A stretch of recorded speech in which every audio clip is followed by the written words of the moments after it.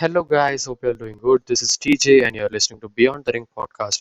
And today we are going to do the review of AEW Dynamite 12th May 2021 edition. And this show actually, in my opinion, was pretty good show. Some good wrestling, some entertaining stuff, and we got to see Double or Nothing card taking the shape. So pretty nice show to see.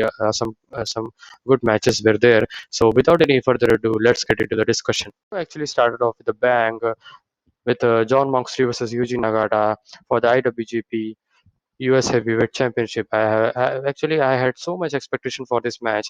I was waiting for this match to happen since last week. I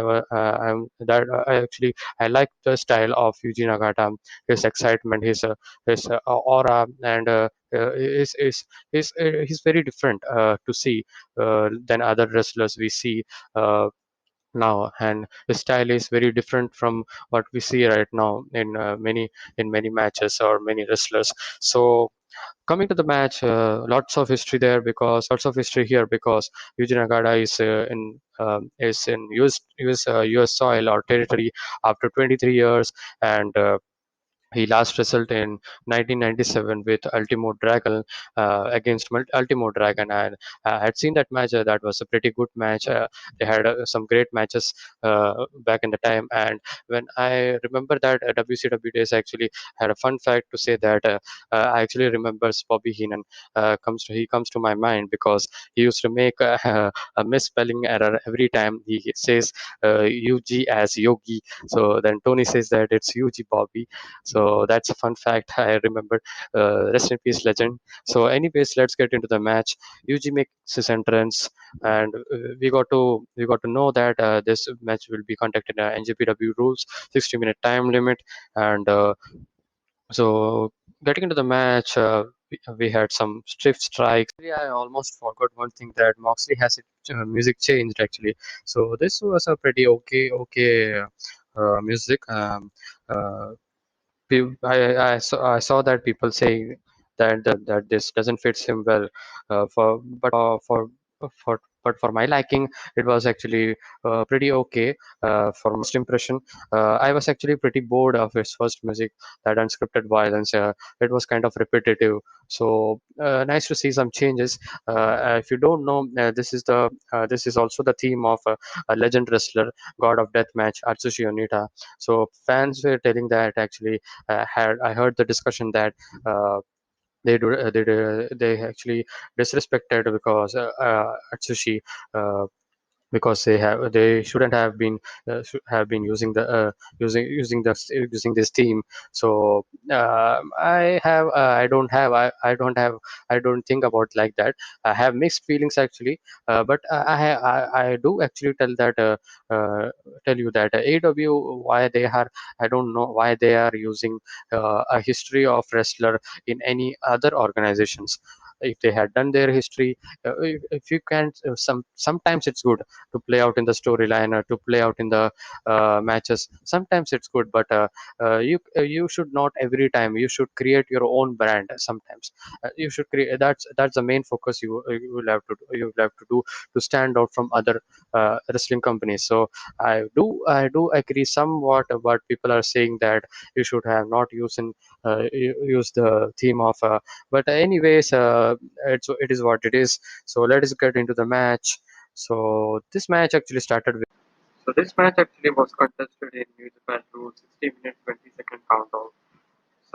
We saw some back and forth for on elbows, head drive into the ring, then they go to the outside, driving to the post, and diving knee strike from Nagata, and the shoulder spine.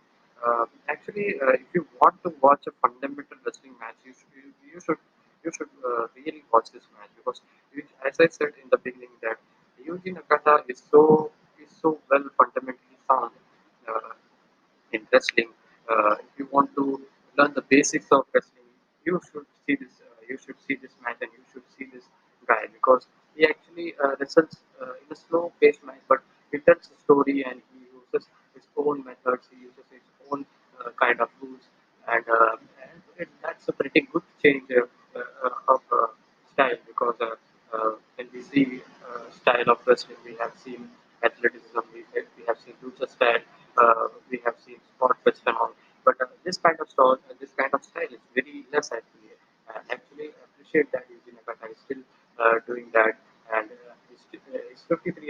he's hoping to go on till 70 years old, and he's still doing it good.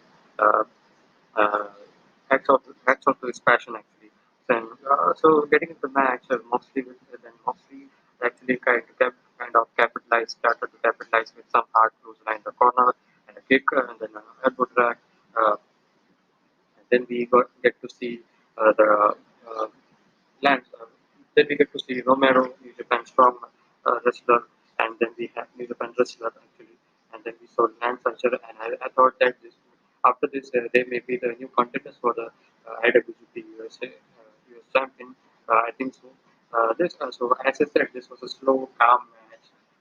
Then we saw Moxley to the top rope, attempting the elbow drop, but Nagata reverse it, the Explorer suplex, which was great, and then forearm stick to the chest by Nakata. Speed of running, I actually noted down this that the running speed of Yuji Nagata. I know he's 50 plus years old, but it was kind of awkward seeing when he was running, kind of limping style. But nevertheless, I'm not disrespecting the legend. He's way more better in other things. So I'm not nitpicking. So getting into the match, and we saw some close line. So as I said, some basic wrestling rules, some basic strikes, just kick to the chest, knee to the back, and then we saw some sleeper hold made by sleeper hold uh, arm lock, getting into the arm, like the selling and the expressions of the in the face of Nagata is so convincing because even though we know that he is not putting so pressure, but in kayfabe we see that he's so much doing great. His selling, his expressions in this match was very great, and then proceeding to this match, Nagata fakes drop kick, and then he hits drop kick to the knee, focus on his knee, focus on the knee. Nagata then with a kick to the chest. Now Moxley actually demands more because prior to this, Nagata was actually demanding more to strike him. So kind of slobber knockout style match, and then we saw some trading elbows. Both of them were actually uh, very good in this match. Uh, some uh, some good wrestling. Then Nagata goes for the boot, but Moxley reverses it to the German suplex, and then a lariat to Nagata. He tries to cover, but he doesn't get the pin. And then pile driver attempt tombstone pile driver, not tombstone pile driver attempt by Moxley, but Nagata actually knows that where he was, and he reverses kicks to the gut and jumping knee to the corner, and then John Moxley go to the top rope, but Nagata he was trying for the he was trying to jump off of the top rope, but uh, Nagata goes to the top rope and hits that exploder suplex, which looks fantastic. Very good moment in this match. And then we got Moxley. Moxley was had that damage to the back because he was continuously in this match. He was continuously targeting his arm and his shoulder. So his shoulder was pretty in a bad shape, in a selling point, in a kayfabe form. So then Moxley actually uh, gets a middle finger. Nagata then gets a knee strike to the shoulder. Moxley kicks out, and then we saw Moxley with the sleeper hold countered Moxley into the armbar. And Nagata's expression was so great in this match, as I was saying. Again, he was going for that arm lock. If you want to see a basic wrestling match, you should watch this. I am again saying that this match was not like you see nowadays. This match is kind of a rare thing, and this was a very good match, and I was totally satisfied with this opening match. So for the end of to the end of this match, we actually trying to get that arm submission, but Moxley got the leg on the bottom rope, and then Nagata actually took take out the arm again, and then some forearm strikes, trading uh, a boot, and then a big boot and enziguri by Nagata. Then Moxley with a sliding lariat, which actually looked good. And this was a point where there was a drama in the match, so that was good. playing out very well in that match. And the Moxley actually was busted open, and that forearm actually there were many forearm strikes, so that blood actually played out well in this match, in my opinion. And Nagata actually then tries to take the Moxley arm, strikes to the forearms. Basic simple wrestling match, as I say, knee to the face, multiple knee to the face, and then but Moxley was not over with that, and then he hits paradigm shift out of nowhere. Got the pin. The finish was actually I never complained about the finish, that finisher, but the finish was kind of very kind of fast or very quick. But nevertheless, this match they actually I think they wrestled for 10 plus minutes, and in my opinion, this was a very good match, in an opening in an opening match pattern as well. This was a very good match to open with, and I liked it. Now now then we saw Nagata and Moxley showing respect to each other. That was a good kind of sportsmanship. And then we go to the next segment, which was of inner circle. They say that they are they're never stopping. And they say it's never over because you didn't kill us, so that's why it's never over, and we want that rematch again.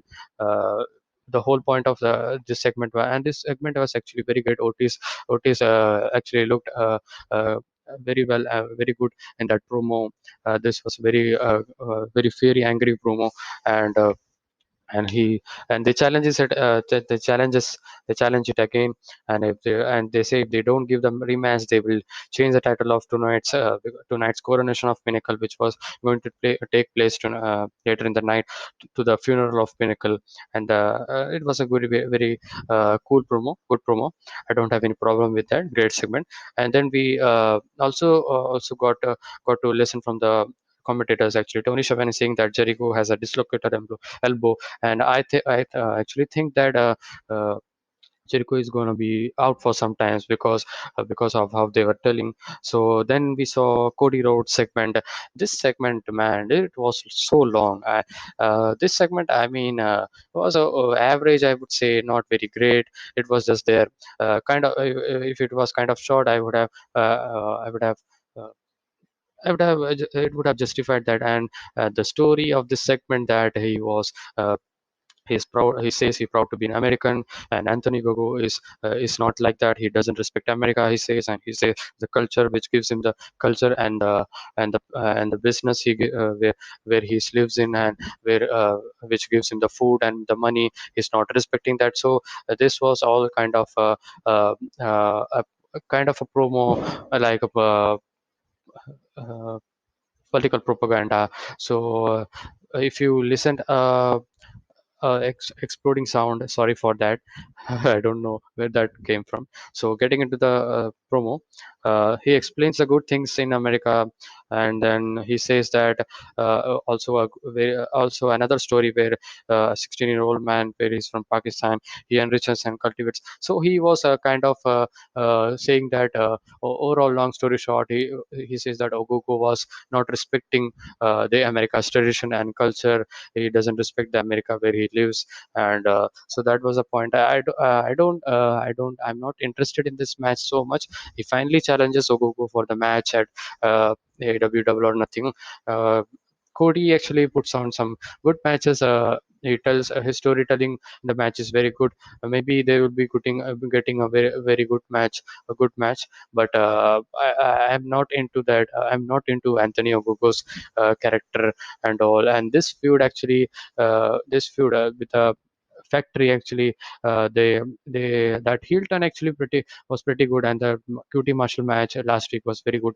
And they are just dragging on to now Anthony Ogogo to build him up. So, and as I see, Ogogo is actually debuted some weeks ago, 3 to 4 weeks ago. And that's why I don't know. I'm not into this character. And at a point, at that point, Cody gets emotional. He said that in 1960s, black and white could not attend the school. He says, and in 2021, his wife is black, and they are going to have a beautiful black or a white princess. He says, and. And then as I said, he actually finally challenges Antonio Boko for the match at AEW Double or Nothing. This was kind of a long promo overall, and the match official, he explained a lot. Okay stuff, I would say. Could have been cut short. Not much excited about this match. Would be a pretty good match, I would say. Uh, and then we saw the segment of SCU and Young Bucks friendship, kind of a small segment, and they also announced that they are putting a stipulation where if they lose the match, they would not be a team after this. They would be going their own way. So some big high stakes in this match. So maybe a singles run for Daniels, and which I hope to see, because he was in this tag team thing for so long. When he was saying, I was actually hoping that this is gonna happen. They are going to uh, split off. At one point, I thought that they are building up a great baby face. They are building up that a sympathy towards him. Uh, People were chanting a "See you, a see you." They were really trying to get that win. So at one point, I thought that they are gonna win, but then we in the forward in the match, we saw BT trigger to Daniels, and then Kazarian tries to break up, but it was done. And man, this match was very long. As I said, I actually narrated to you some highlighting point of this match, but this match was very long for my liking. About the match, I would say a good match, but that spray paint hit and spray paint should have been the end of the match actually. If they pick up the win, I would not say this, because if they had picked the win, there's no point if you are kicking out and then you are losing in this match. You are building up, and you're giving them the lose. And what uh,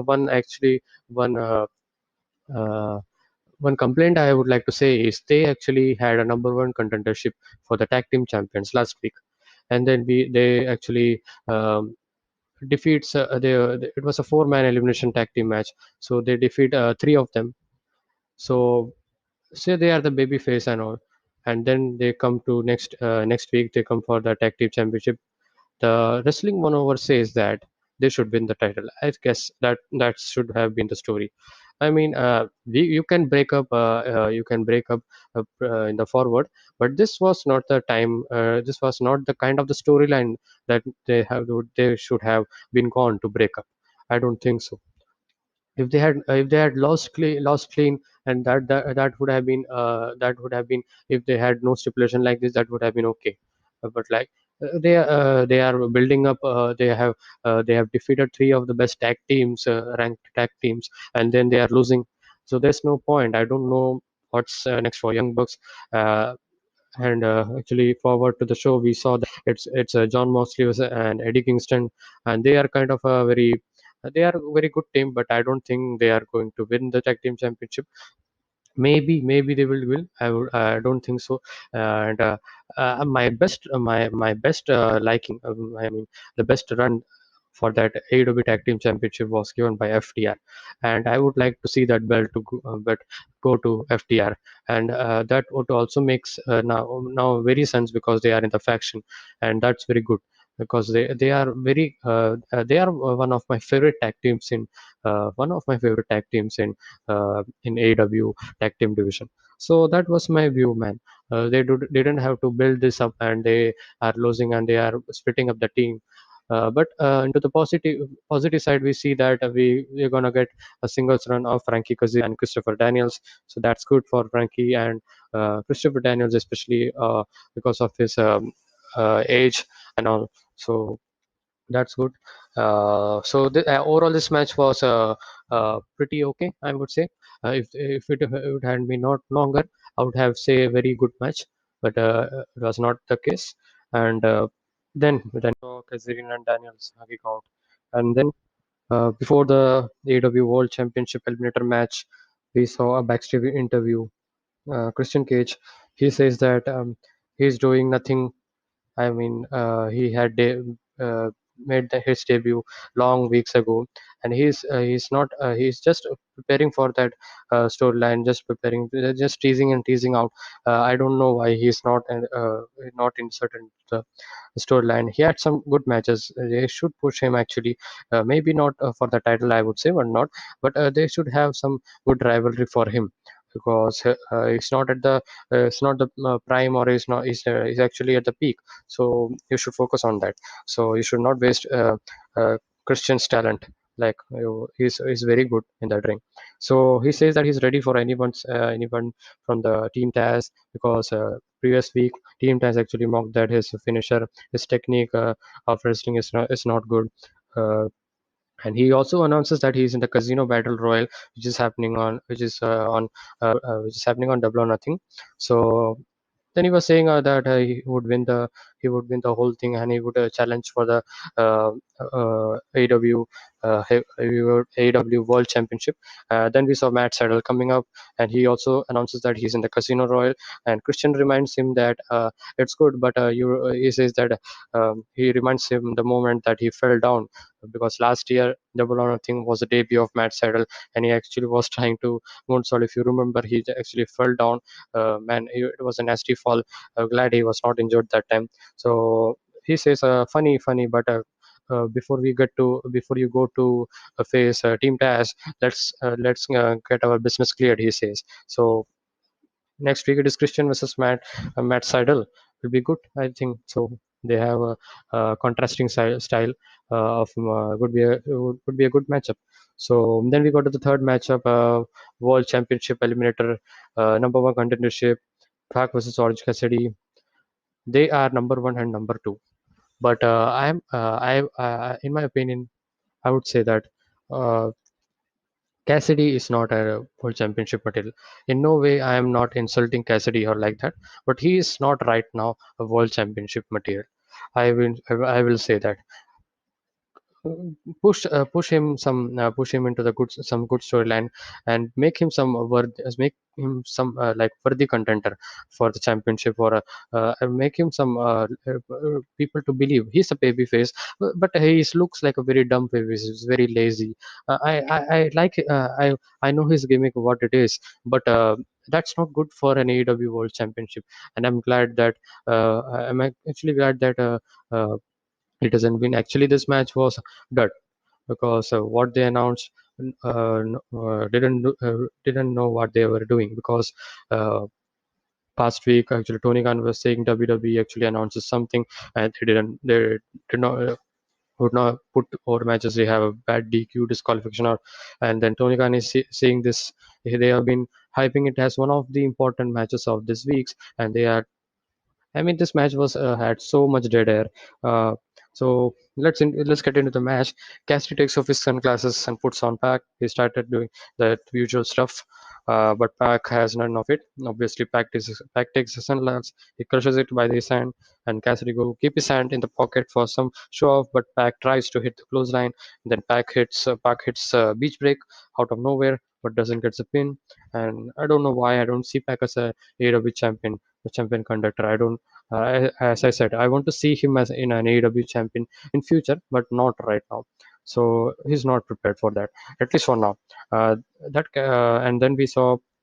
So my early prediction was like Park. Park is gonna win. Park should win. Park versus Omega. Second match should be good. I mean, they shot. First they had match. That was great. So coming to the match, kick to the head, the stomach face first, suplex by Park, stiff kicks by Park. Man, Park's kicks were so stiff. So he was running and perfecting his moves like the person 2x speed.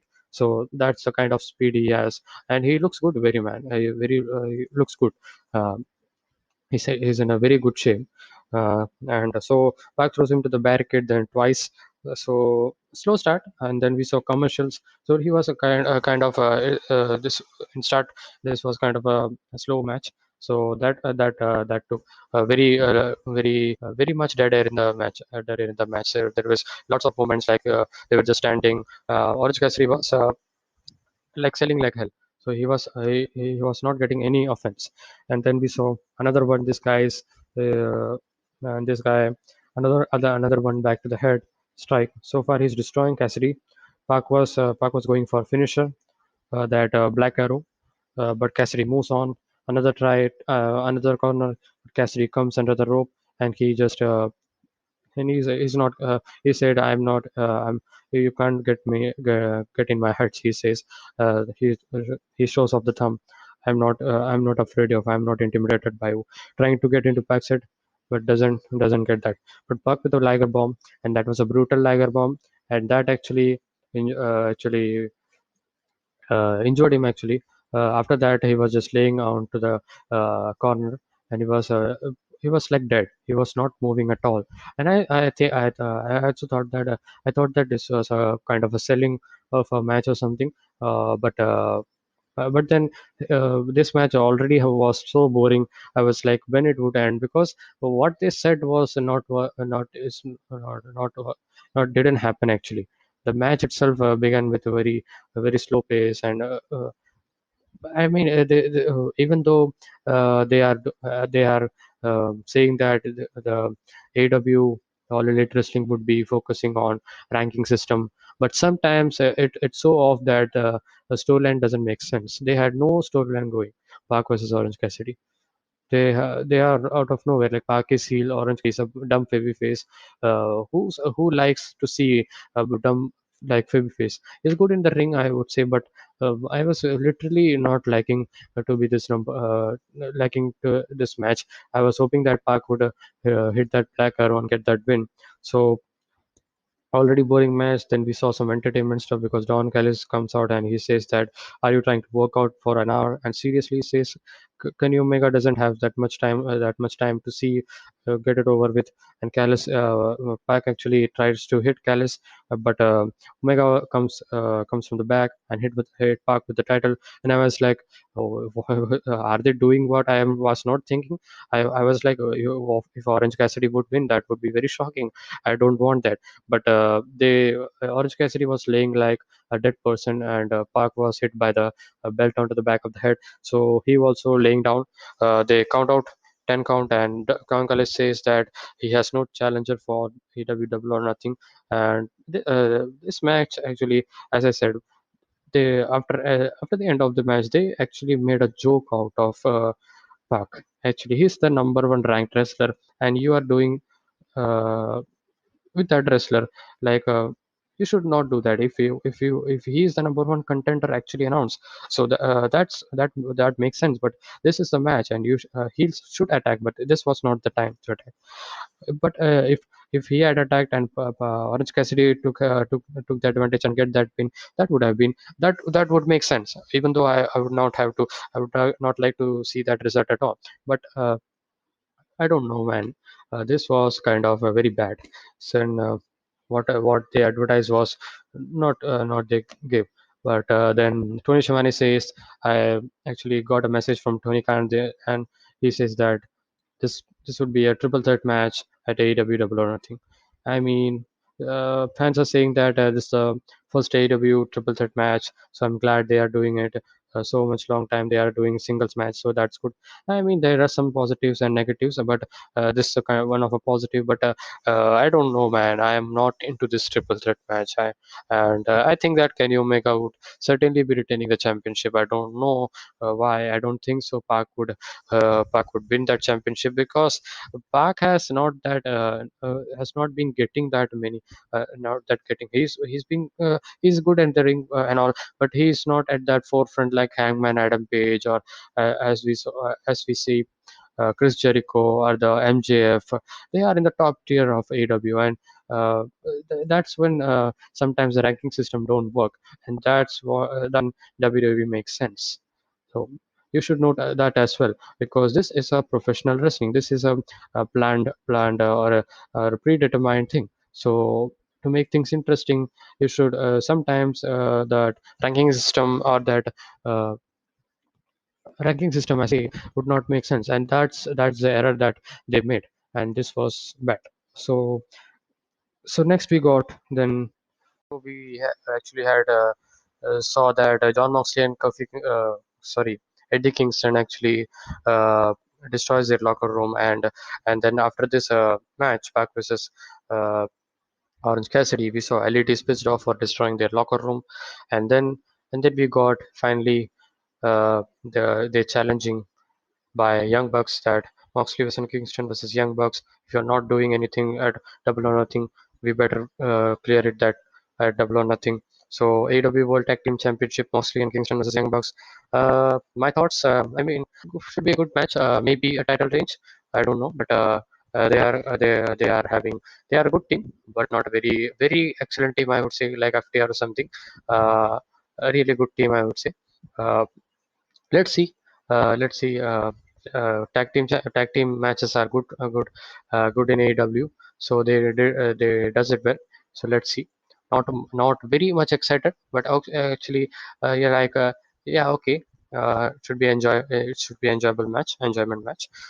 So then we saw next week that it is Young Bucks versus Varsity Blondes, because in that promo Young Bucks says that he's challenging Varsity Blondes. He actually makes that distasteful comment that if your father you want to become like your father, so better you come next week. That was kind of a distasteful comment, because uh, considering that I have seen few days ago the Brian Pillman documentary, I was feeling bad.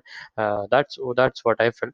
But and then we got a segment of Dark Order trying to help to get uh, they're saying that Hangman Adam Page to get that success, and he actually challenges Brian Cage.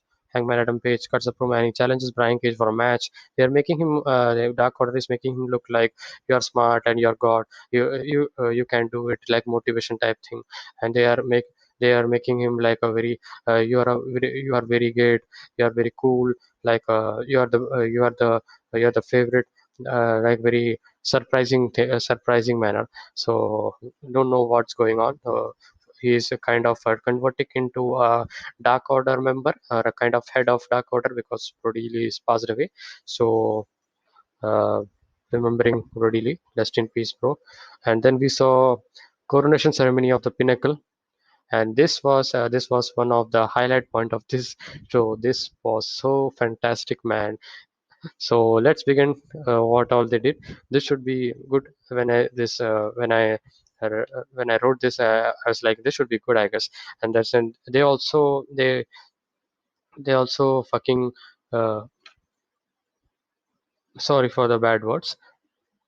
Before this fantastic segment, AEW actually does one thing. They shows us the rating screenshot that they had got last week, and I was like, why the hell they are trying to prove?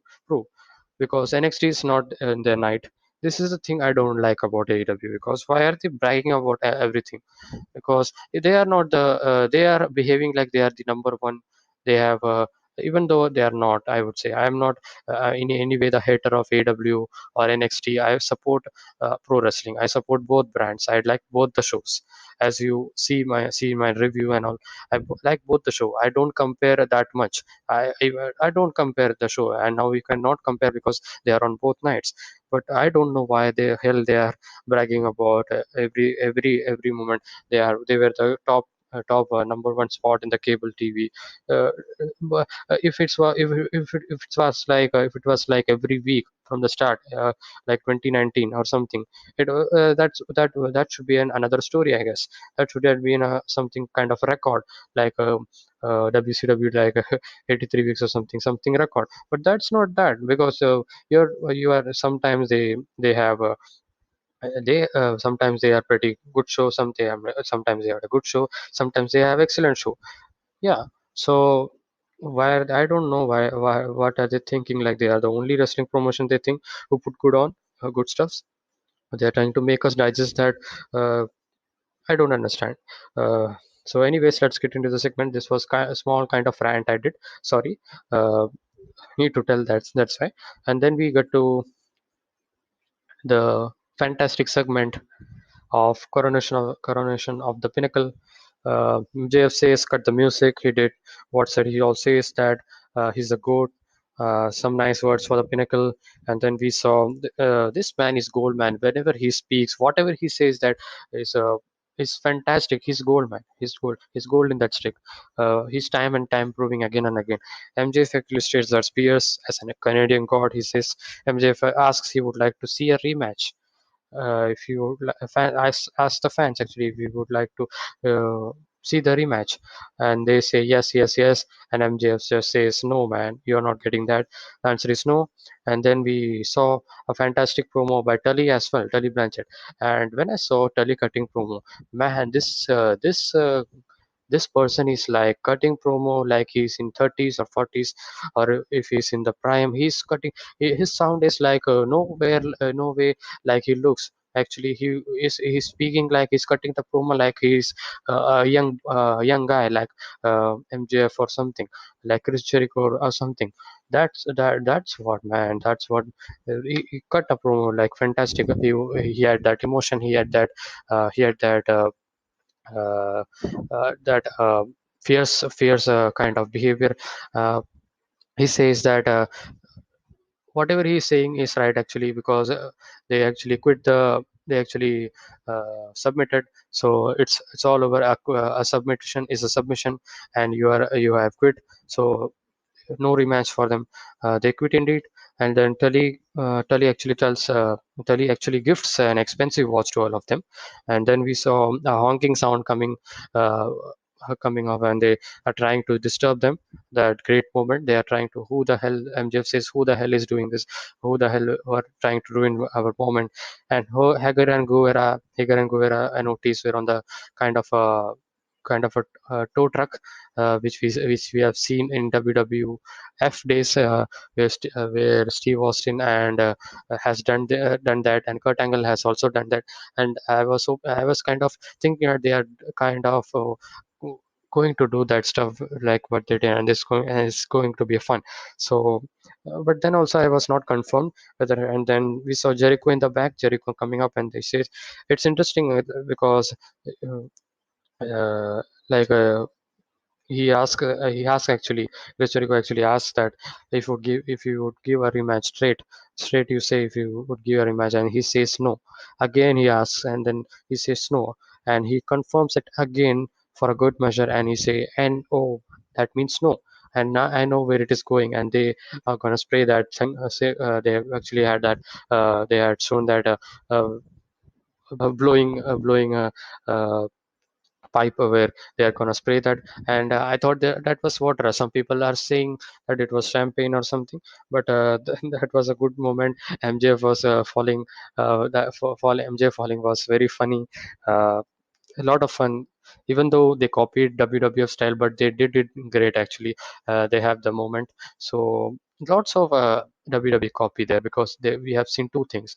One, the Young Bucks I love you moment that Shawn Michaels sing, and then we saw Randy Savage thing. I mean, Randy Savage is a legend, so that can be cut off. And another moment, another segment of Kurt Angle and Steve Austin being repeated here. So they are showing us that they can also do some entertainment stuff, and they are doing it well actually. And this was very fun. If I am saying that if I'm saying that it's if you're listening and you're it was very fun, man. You need to watch it again, and if you're not watched it, you need to watch this, because this was very good. This was very fun. And this show, and this made this show actually very good actually. Actually uh, so then we saw all this. MGF says, May you want a match? You got it. May 30th, double or nothing. But this time he says, if you lose, you'd you'd be disbanding your team. No inner circle. So that's kind of a SEO thing. So I don't want to see inner circle disbanding. But I mean, I think that I don't know if they would disband or something. Maybe they would disband because uh, when we see these two teams, Inner Circle and Pinnacle, when we have two factions, you cannot, because if they are in top and they are like head to head, you cannot keep them both at the top at the same time, because uh, at any point of time, again and again they would cross over, because such is the talent. They are the top guys, so you need to split them up. You need to have that you know, have that segregation. That's what they are planning. And I think that my early prediction is that uh, Inner Circle is gonna disband. I think so, and they're gonna get that win, because MJF has tons of actually superstars, but I don't be tons of wrestlers who are like very talented. They are not like I'm not saying that Santana Ortiz is, but it's not good. But FTR, uh, Tully Blanchard is not wrestling, and then we saw Wardlow and MJF. These are some top guys, and I think. I mean, disbanding Inner Circle would not be that would not be that good as well, because I love that team as well. But my early prediction is that Inner Circle would disband. But if MGF party, that the Pinnacle, if disbands, that's also actually okay. I mean, I say they are trying to kind of focus in another storyline. They are trying to diversify them. So that's it. Big match, Stadium Stampede again, second match. It should be a lot of fun. This was most entertaining segment, as I say, very good. It ended with Inner Circle showing the middle finger again, and then we saw some. Then we see commercials, and then we saw JR sit down with an interview with Britt Baker, and they actually are not good in this. They are not good in this women's division. They are improving and all. They are still not good. The only interesting part is. Britt Baker. She's kind of a beginning of a kind of a stepping stone, I would say. They have so much talents in dark and elevation, we have seen, but they are not very experienced, and they are very green actually. That's why they are not pushing them to the main show. Actually, that's why. So she says that she remembers last year she actually had to go out to surgery because she had that injury in her mouth. Uh, so she's actually she would not be enjoying this time, because he's gonna take her out in Double or Nothing, and because they have the match Britt Baker versus Hikaru Shida for the AEW Women's Championship. And I think my early prediction, uh, or I would say my prediction, it is Britt Baker would win. I mean, there's long time we have seen Hikaru Shida had that belt, had that championship in her hand. So I mean, we want some changes. So I think that uh, Britt Baker is gonna win that championship. So a women's matchup, which was Thunder Rosa versus Jasmine Allure. This was a kind of squash match, just to build up Thunder Rosa, because I think that Thunder Rosa uh, is the next challenger for the winner of Double or Nothing so one championship. Hopefully, Britt Baker versus Thunder Rosa is gonna happen. So this was kind of a squash match with a uh, Thunder Drivers squash match. Thunder Rosa picks up the win. Picks the win, and then we saw some rundown of the cards next week. Serena Deeb versus Red Velvet. I think this is not for the championship, but they say that NW World Championship is coming. Serena Deeb versus Red Velvet, and Red Velvet is actually number 5 in the ranking of the women's division. So let's see. And then we saw Young Bucks. Then we will see Young Bucks versus Vasty Blondes next week. Vasty Blondes is kind of a very underdog team, and I hope that and actually I'm hoping that my actually gut says that they are gonna get that push after AEW Double or Nothing. They are gonna, because at this time they are getting that focus very well, because Brian Pillman documentary was out, and so that touched many lives, and there are many of them. So they are gonna uh, cash on that opportunity, I think so. And that's the best moment after Double or Nothing. They can focus on that. If they build up Rusty Blondes in 1 to 2 months, we'll see. And then we have Cage versus Seidel. Uh, sorry, Cage versus Brian Cage versus uh, Brian Cage versus actually a small error. It was a small error. Christian Cage versus Seidel. And then we will see next week Gugu versus Austin Gunn. So kind of a okay card that we see. Then we saw some down for AEW Double or Nothing card started to take form. Then we saw Page versus Cage. That is Christian Cage versus Brian Cage. That's confirmed. Anthony Ogogo versus Cody Rhodes. Hikaru Shida versus Britt Baker. And next is a triple threat match for the AEW World Championship.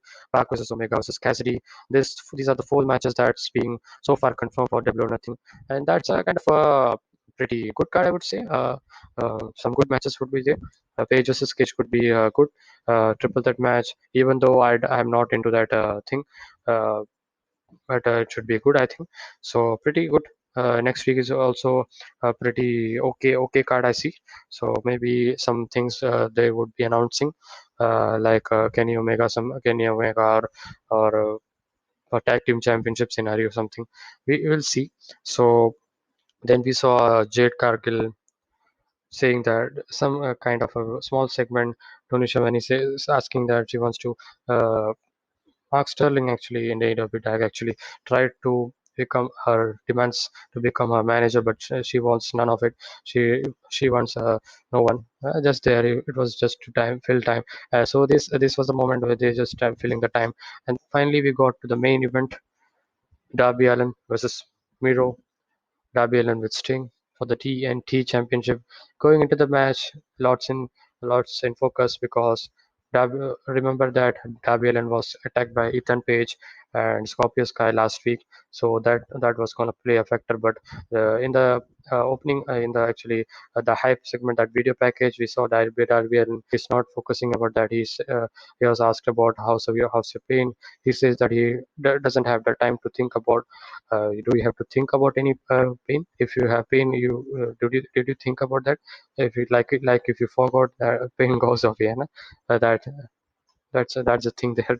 His place looks like he shows his house and all. His place looks like abandoned. He mocks him about Miro, like he has done nothing when after coming to AW. He just plays video games and then he just plays a crap best friend gimmick, and then that kind of some kind of strong words from Darby Allin. He got actually good, actually decent promos. Yeah, uh, he got decent promos, and then we saw then we get to the match. Miro makes his entrance. He's furious. He's fierce. He's looking very changed, and I like this Miro. And they are gonna push it. I think maybe maybe he will win the TD championship going into this match. I think so. Miro doesn't wait. He destroys, assaults Darby before the bell ring, neck to the rope. Then Darby lays outside, throws him across the ringside into the barricade. Miro is a very changed man. His expression and all. He's not the he's not the he's not the old that we see. Uh, and sooner or later, I guess I think that they are gonna have that Miro versus Skip Sabin. I think it would be for Double or Nothing or something. I think so.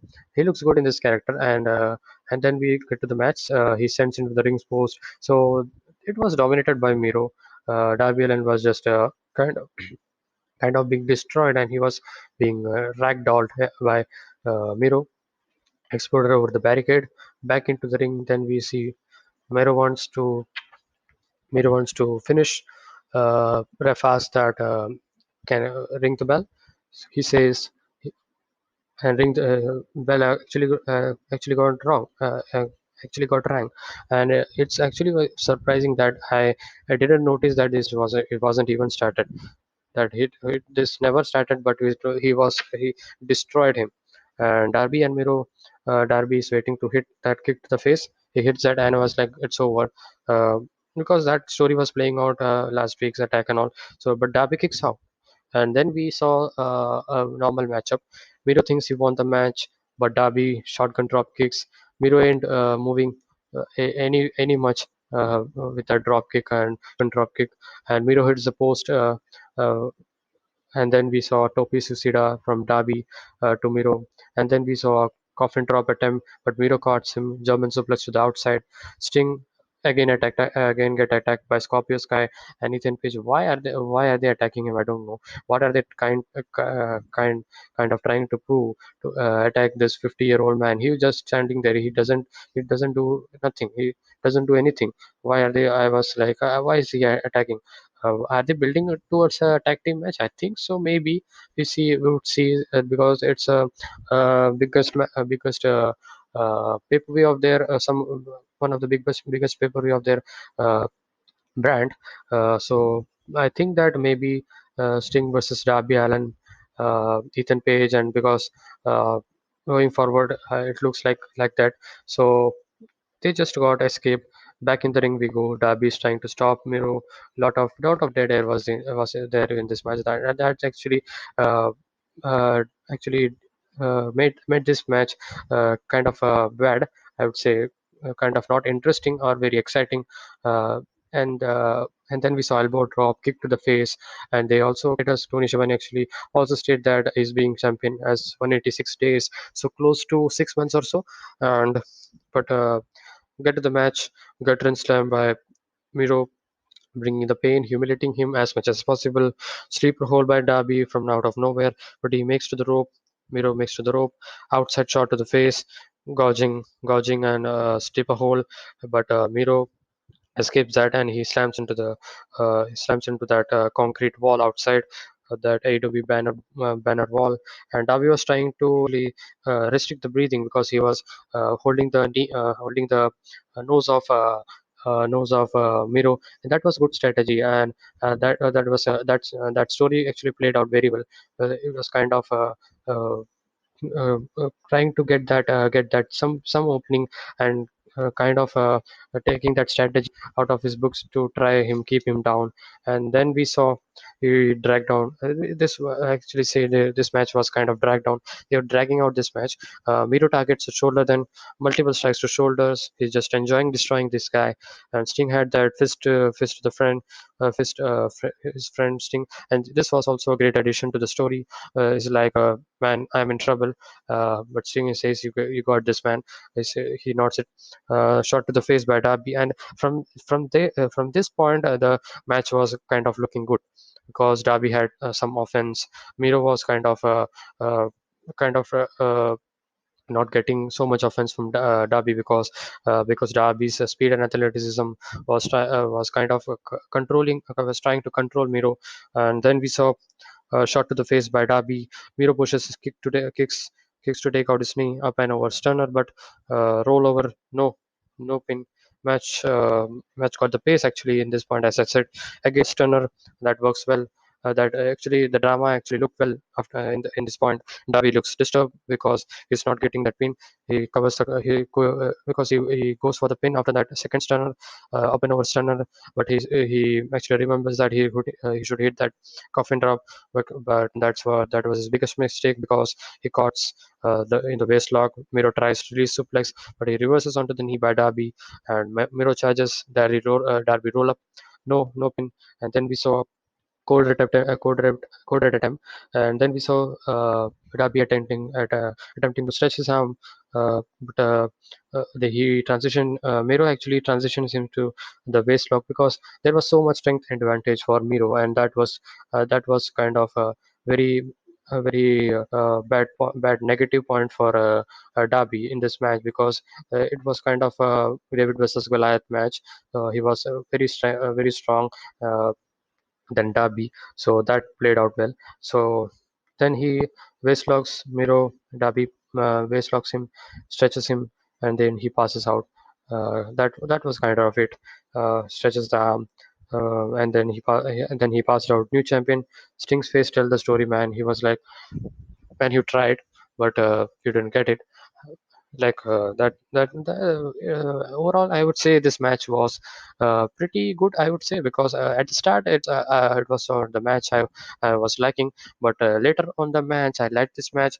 I liked the psychology, I liked the drama, as they say. Storytelling was there. Kind of underdog. Darby was kind of a very strong underdog in this match, and the whole point of this reign was his reign was actually very underdog reign, but still he looked strong actually. So again, Again, these goons come up. Ethan Page and Sky comes to attack Sting. I don't know why the hell they are attacking Sting. They are surely teasing that matchup, tag team matchup at Double or Nothing, as uh, Darby has lost the TNT champion round now. Maybe we would get, my early prediction is that Miro versus Skip Sabian for the TNT championship, and that should be good. Dark Order comes to saves, they runs away. Miro talks trash to his face, and this was a drag down main event, as I said. But going into going into the matchup, I felt the story, I felt the psychology, I felt that emotion. Kind of not very good match, I would say, but it's average to pretty good match, not an average, pretty good main event. Ending moment was definitely good. Uh, uh, like I said, I don't. When I was thinking what's next for Darby, I think that going for the that tag team match, Darby Allin with Sting versus versus Ethan Page and Scorpio Sky. I don't know if Sting is clear to get into the ring because he had some fair amount of injury in the past. I don't know, but he surely had took some bumps in past weeks we have seen. So maybe the tag team match should would not be difficult for. But in no way like saying that he should. He should ready for that match. I don't if even if they go for Darby Allin versus Ethan Page and Scorpio Sky and Sting actually kind of act they're like an enforcer. That would also be a good thing. So pretty good thing to see. We are 2 weeks away from Double or Nothing, so we saw Double or Nothing card taking its shape, some entertaining segment. So overall, this show was pretty good, I would say. Nothing very bad, I would say. Cody promo was a little bit longer, as I said. Tag team match was also kind of long to my liking, but that was also a good match. Never bored me. Uh, could have been short as a in my opinion. And then main event also dragged upon, but later on the match, as I said, uh, they told that story. Pretty good moment, pretty good main event at the close moment. It was fun. It was a fun show, enjoyable show, I would say. Not bad, pretty good in that range. So before I finish off this review, I want to have some thoughts on Darby's TNT Championship title reign. I think that he had a good 6 month reign. He had that underdog like uh, uh, momentum going on. His title defenses were very good to great. I would say he symbolized a very underdog style champion. Yet he carried out that championship very well through his great strategy, through his support from Sting. That was kind of uh, a very added point to Darby's title reign. Definitely, I would say that. So that was kind of a conference, and that actually played in this match. I feel even though we didn't see that kind of a moment where Darby was thinking about. Sting and all, because he was so much disturbed, he was so much in pain of Miro, that didn't give him time to think about. So that also actually should have played in this match, because that's would have been kind of distracted him in his mind. Uh, so good reign actually. Eventually, he had actually displayed a very good title reign after Cody and Brody Lee. Interested to see how Miro will be justifying or do that. Finally got that title, that long awaited push, dominant booking is getting. So I wish that this guy Miro gets that very good push we have been all waiting to see. It's good to see Miro coming back and getting that well-deserved push. So he has a great potential. He's very great in the ring, as we have seen in WWE and also in AEW right now. So pretty good show. Many matches confirmed for AEW Double or Nothing. Lots to look on next week as well.